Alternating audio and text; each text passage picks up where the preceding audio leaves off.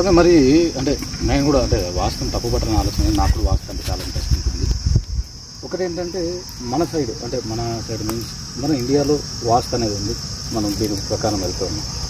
మరి చైనా అయితేనేమి, అమెరికా అయితేనేమి, ఇలా బయట కంట్రీస్కి వెళ్తే అసలు అక్కడ వాళ్ళు ఎలా పడితే అలా ఇల్లు కట్టుకుంటూ ఉంటారు, ఎలా పడితే అలా చేస్తూ ఉంటారు. మరి వాళ్ళు ఎలా డెవలప్ అవుతున్నారు? మరి రోడ్డుకు దూరంగా మనము స్పేస్ వదిలి కాంపౌండ్ వేసుకోవాలి, గ్రీనరీ ఉండాలి, హార్వెస్టింగ్ ఉండాలి, నిలువ, ఇవన్నీ చట్టంలో ఉన్నాయి. మన భారతదేశం వాళ్ళైతే చట్టాలని ఉల్లంఘించి కట్టుకుంటున్నారు కాబట్టి మన భారతదేశం వాళ్ళకి వాస్తు పండితులు అవసరమై వాస్తు దోషాలు ఏర్పడి సరిదిద్దవలసిన అవసరం ఉంది. అదే ఇతర కంట్రీస్లో అయితే చట్టాన్ని ఉల్లంఘించరు. వాళ్ళ చట్టంలో సెట్ బ్యాక్స్ ఆటోమేటిక్గా విశాలంగా ఉంటాయి, గృహాలు విశాలంగా ఉంటాయి. ఒక ఎకరా స్థలంలో ఒక ఇల్లు కట్టుకుంటారు వాళ్ళు.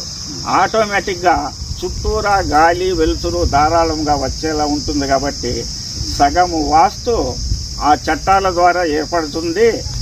ఇంకా ఒక ముఖ్య కారణము, మనకి భూమి తక్కువ, జనాభా ఎక్కువ, చిన్న చిన్న సైట్లు.